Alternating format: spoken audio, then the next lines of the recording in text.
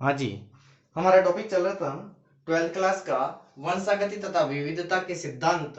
और इस टॉपिक में हमने अभी तक की क्लासों में मेंडल के नियम तक पढ़ लिए थे सारे टॉपिक। और लास्ट क्लास में हमने मेंडल का जो स्वतंत्र फ्यून का नियम था वो पढ़ा था। आज की क्लास में हम पढ़ेंगे कि जो मेंडलवाद है इसके क्या क्या विचलन है, यानी विचलन या आप इसके अपवाद भी कह सकते हो। तो आज की क्लास में हम पढ़ेंगे मेंडलवाद के अपवाद या मेंडलवाद के विचलन। तो देखिए क्या होता है। सबसे पहले मैं बात करना चाहूं तो मेंडलवाद यानी मेंडलिज्म के प्रतिपादन के बाद में ये पाया गया और देखा गया कि जो जीव है मोस्टली उन सभी जीवों के अंदर जो वंशागति है वो मेंडल के नियम के अकॉर्डिंग हो रही है। लेकिन कुछ जीवों के अंदर जो वंशागति हो रही है वो मेंडल के नियमों को फॉलो नहीं कर रही है। उसे ही आप कहते हैं मेंडलवाद के विचलन या मेंडलवाद के अपवाद। मैं क्या कह रहा हूं, आप एक एक पॉइंट को ध्यान से सुनते रहिए। मैं कह रहा हूं कि जो मेंडलवाद है मेंडलिज्म का प्रतिपादन हुआ उसके बाद में ये देखा गया कि जो मोस्टली जीव है उनके अंदर जो वंशागति हो रही है वो मेंडलवाद को फॉलो कर रही है। लेकिन कुछ ऐसे जीव भी पाए गए जो मेंडल के अनुसार या मेंडलवाद के अनुसार जो वंशागति हो रही है उसको फॉलो नहीं कर रहे हैं, उसका अकॉर्डिंग उनके अंदर वंशागति नहीं हो रही है, उसे मेंडलवाद के विचलन या अपवाद कहते हैं।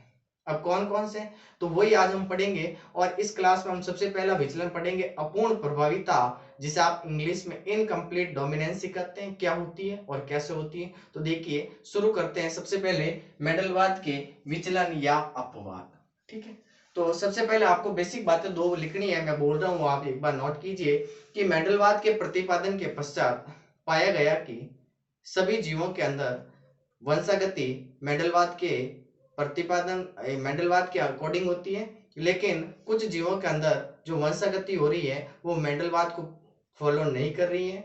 इसे मेंडलवाद के अपवाद या मेंडलवाद के विचलन करते हैं। सबसे पहले बात करें इसके अंदर कौन सी पढ़नी है आपके कोर्स के अंदर कौन सी है, तो देखिए सबसे पहले आती है अपूर्ण प्रभाविता।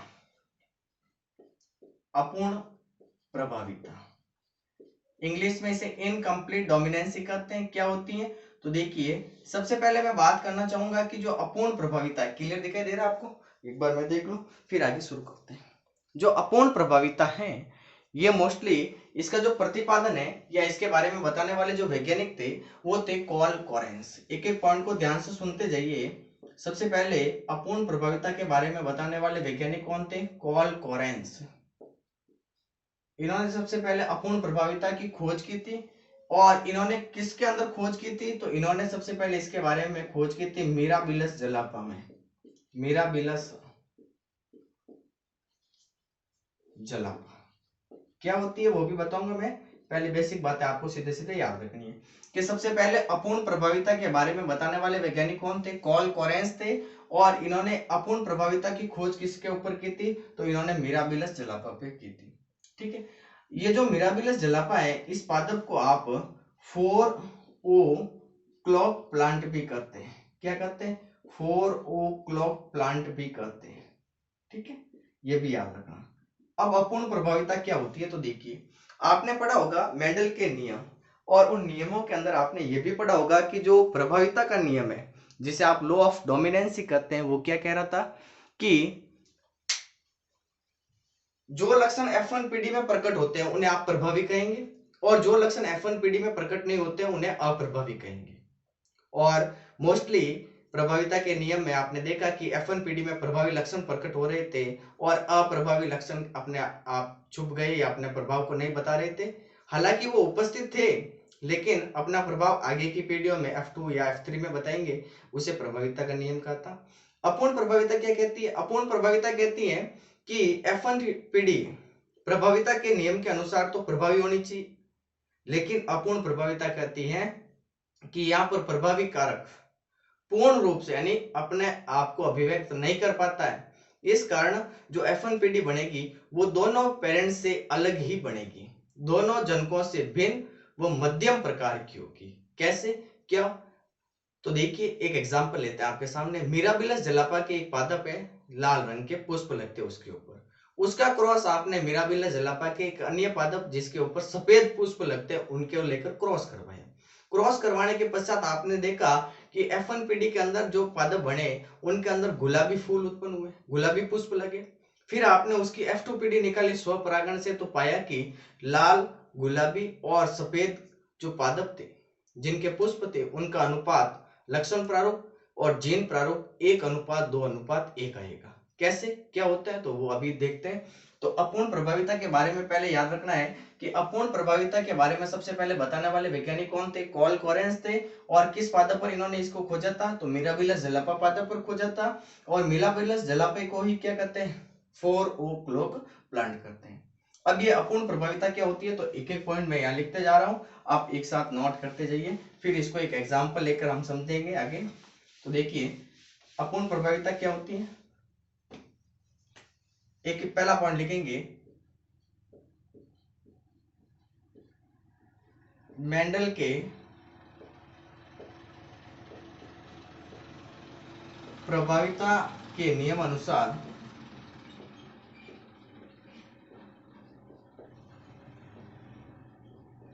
मेंडल के प्रभाविता के नियमानुसार F1PD प्रभावी लक्षणों वाली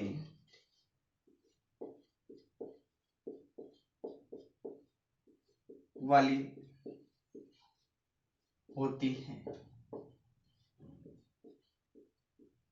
ठीक है, लेकिन अपूर्ण प्रभाविता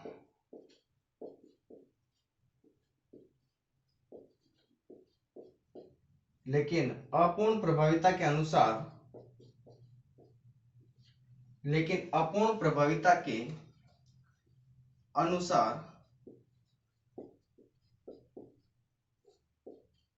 F1PD दोनों जनकों से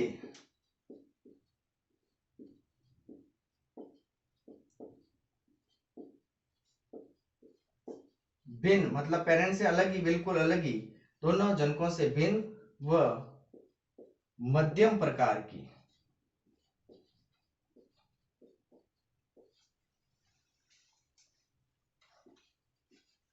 उत्पन्न होती है। फिर बात आती है कि क्या F1 में प्रभावी और अप्रभावी दोनों कारक नहीं होंगे?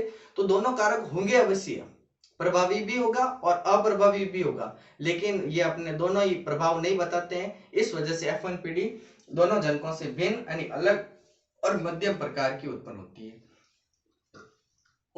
है। F1PD में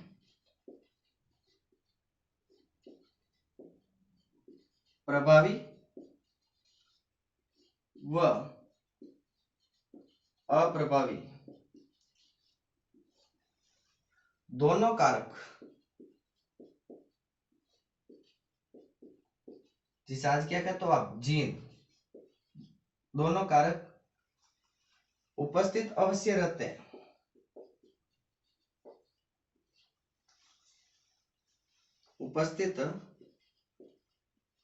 रहते हैं। लेकिन प्रभावी कारक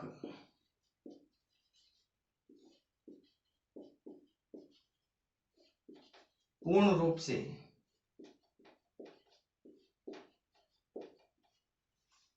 अपने आप को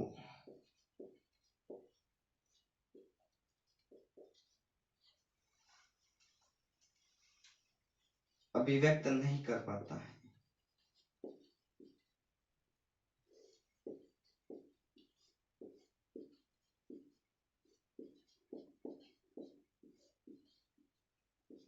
इसलिए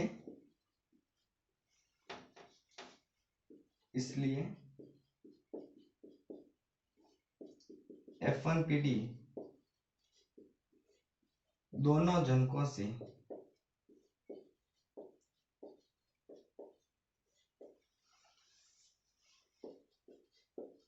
भिन्न प्राप्त होती है।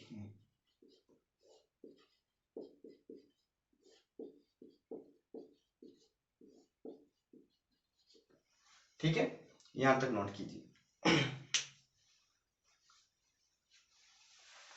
मतलब मैं सीधा सीधा कहूं तो देखो मिराबिलिस जलापा कोलकोरेंस ने कहा कि लाल फूल और सफेद फूल लेकर मैंने क्रॉस करवाया, तो मैंने देखा कि F1PD में लाल होने चाहिए, लेकिन लाल है ही नहीं, वो तो अलग ही वैरायटी आ गई। कौन सा आ गई? गुलाबी आ गए, अलग ही कोई जानवर आ गया गुलाबी। तो उन्होंने कहा कि अपूर्ण प्रभाविता है, बल्कि यहाँ पर प्रभावी कारक क्या था? लाल था। लाल अपने आप को प्रकट करना चाहिए था, F1PD में दिखना चाहिए था, लेकिन F1PD में अपने आप को नहीं दिखा रहा है, छिप गया है। इस कारण जो F1PD बनी है वो दोनों जन को यानी दोनों पेरेंट्स से अलग है और भिन्न प्रकार की है, इसे ही कहते हैं अपूर्ण प्रभाविता। अभी एग्जाम्पल से समझते हैं, तो यहाँ तक एक बार आपने नोट कर लिया हो तो फिर आगे चलते हैं। अब बात करेंगे हम अपूर्ण प्रभाविता। सबसे पहले मिराबिलिस जलापा में खोजी गई, तो कैसे इसके बारे में खोज हुई और क्या इससे क्रॉस करवाया और पता लगाया कि यह अपूर्ण प्रभाविता है, तो देखिए वो समझते हैं। तो मैंने अभी आप लोगों को बताया, फॉर एग्जाम्पल आप लिखेंगे, जब मिराबिलिस जलापा के लाल पुष्प वाले पादपों को लेकर उनका क्रॉस सफेद पुष्प वाले पादपों से करवाया, तो F1PD में गुलाबी पुष्प वाले पौधे उत्पन्न हुए। कैसे? तो देखिए अभी सबसे पहले हम बात करें फॉर एग्जाम्पल।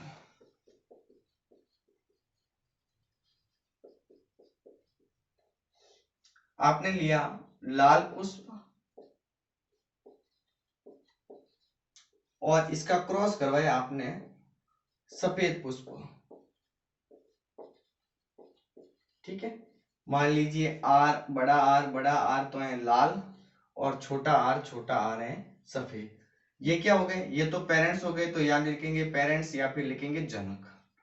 फिर इनसे क्या बनेंगे? युग्मक। तो युग्मक कैसे होंगे? आधे आधे, और युग्मक हमेशा कैसे होंगे? अगुणित होंगे, ये भी याद रखना। तो ये बन गए युग्मक, जिसे इंग्लिश में गैमेट या हिंदी में युग्मक।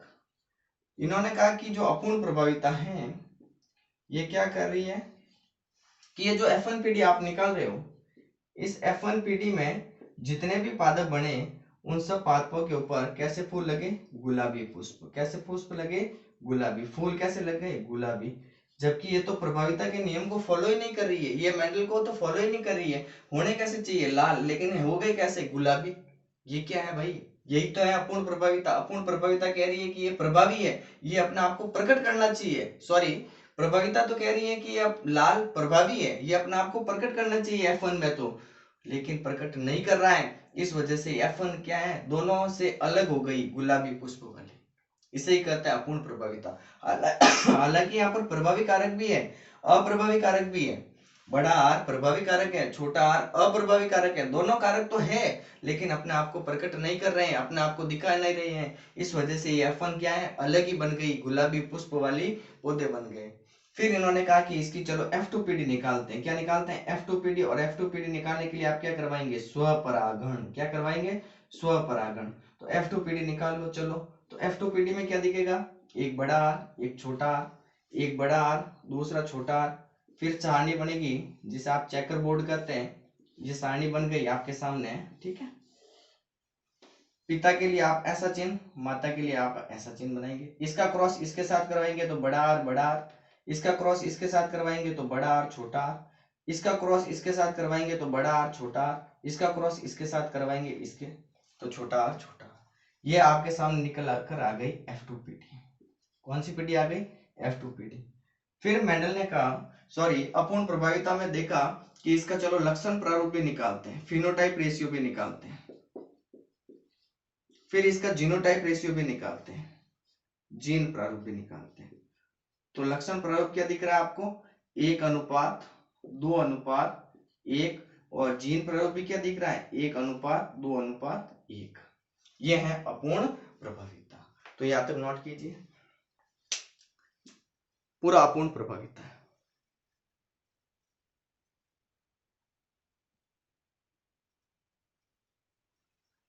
देखिए लक्षण प्रारूप मैंने पहले ही बता रखा आपको कि जो आपको आंखों से दिखाई दे रहे हैं या किसी जीव का बाह्य या उसका जो मॉर्फोलॉजिकल स्ट्रक्चर है वो उसका लक्षण प्रारूप है, और जो उसकी जीनी संरचना है उसका जीन प्रारूप है। जैसे बड़ा आर किसको दिखा रहा है? लाल को। एक लाल आ गया। बड़ा आर छोटा आर दो, ये गुलाबी पुष्प वाले तो ये दो हो गए। छोटा आर किसको बता रहा है, सफेद को, तो ये एक आ गया। तो ये एक पादप बना सिर्फ लाल पुष्प वाला, दो पादप बन गए गुलाबी वाले, और एक बन गया सफेद वाला।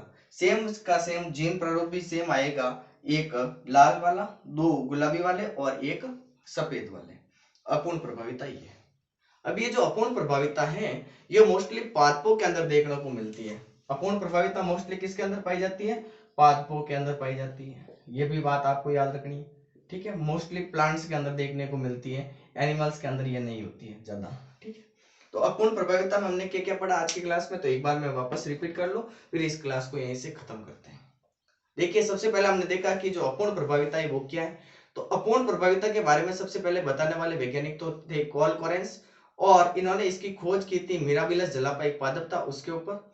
मिराबिलस जलापे को आप 4 o'clock प्लांट भी कहते हैं। अब अपूर्ण प्रभाविता क्या कहती है, तो प्रभाविता का नियम कहता है कि F1PD हमेशा प्रभावी लक्षणों वाली होगी। जो अपने आप को प्रकट करेगा वो प्रभावी लक्षण होगा, और जो अपने आप को प्रकट नहीं करेगा या छिप जाएगा वो अप्रभावी होगा। ये आपने प्रभाविता के नियम में पढ़ा।